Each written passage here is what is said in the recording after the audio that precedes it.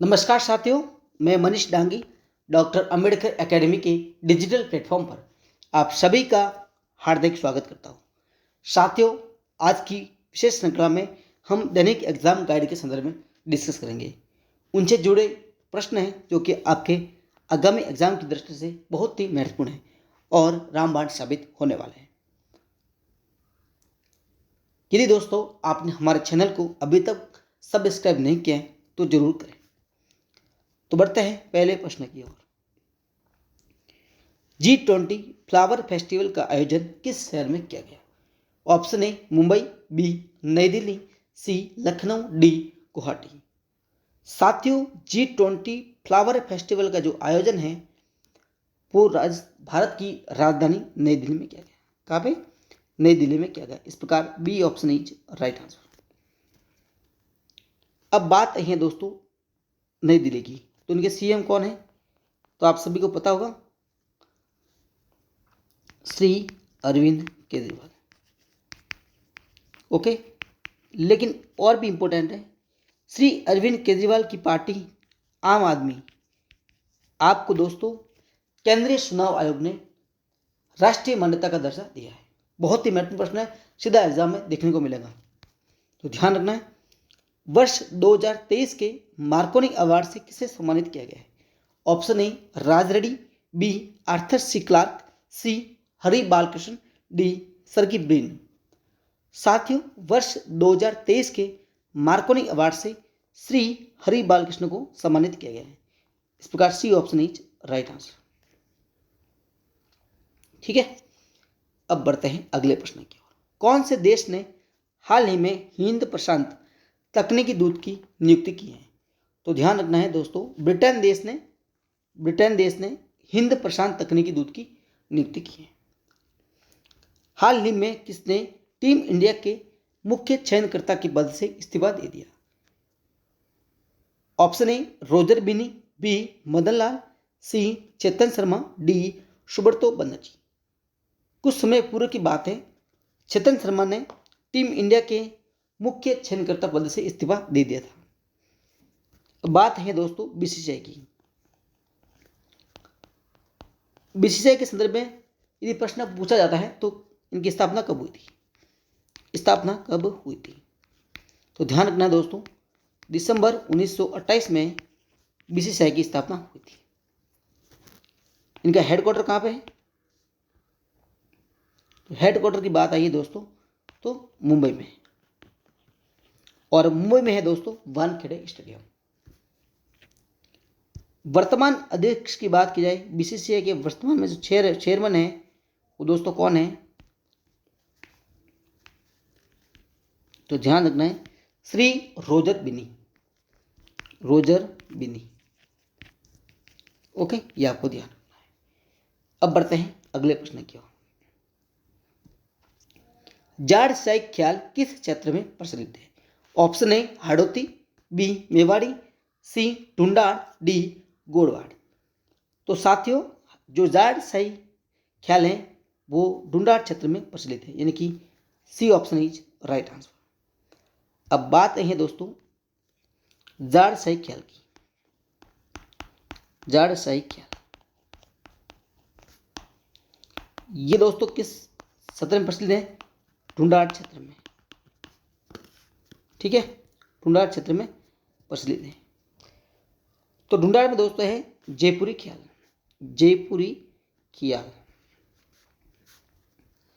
इस ख्याल की विशेषता यह है कि इसमें दोस्तों जो स्त्री पात्र होते हैं, स्त्री पात्र उसकी जो भूमिका है वो स्त्री पात्र ही निभाते हैं। ये इंपॉर्टेंट है, स्त्री पात्र की जो भूमिका है वो स्त्री पात्र ही निभाते हैं। किस ख्याल की विशेषता है? तो जयपुरी ख्याल की।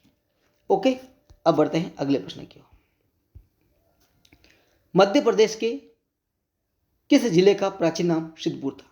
Option A Sehore, B Ujjain, C Vidisha, D Datia. साथियों, मध्य प्रदेश का जिला है सीहोर, उसका प्राचीन नाम था सिद्धपुर, यानी कि A option is right answer. Madhya Pradesh की राजधानी कहाँ पे? तो कैपिटल है वो दोस्तों कहाँ पे है? भोपाल में। ठीक है, नेक्स्ट बढ़ते हैं अगले प्रश्न की ओर। लंदन में इंडिया हाउस की स्थापना किसने की थी? लंदन में इंडिया हाउस की स्थापना है वो की थी दोस्तों श्यामजी कृष्ण वर्मा ने। किसने की थी? श्यामजी कृष्ण वर्मा ने। इनकी ए ऑप्शन इज राइट आंसर। यदि दोस्तों बात की जाए लाला हरदयाल की, लाला हरदयाल,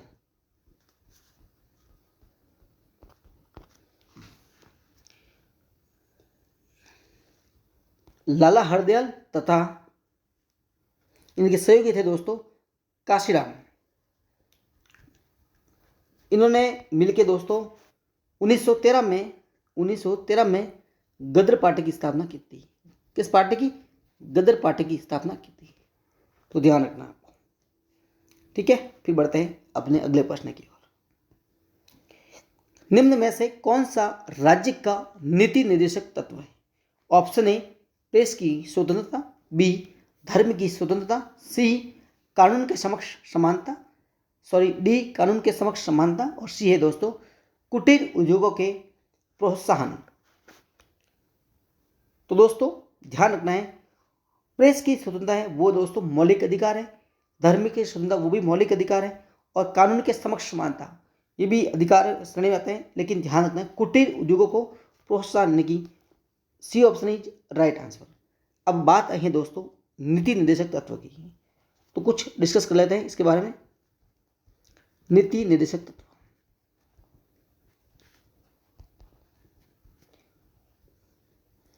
इसी प्लेटफॉर्म पर दोस्तों कुछ समय बाद आपको पॉलिटिक्स क्लास मिलने वाली है, तो ध्यान रखना आपको, उनका शेड्यूल आपको विस्तृत टेलीग्राम पर बता दिया जाएगा। तो साथियों राज्य नीति के निर्देशक तत्वों का जो उल्लेख है वो संविधान के भाग 4 में 4 के जो आर्टिकल है वो 36 से लगा के 51 तक किया गया है। ओके, ये आपको ध्यान रखना है। और जो राज्य के नीति निर्देशक तत्व है, राज्य के नीति निर्देशक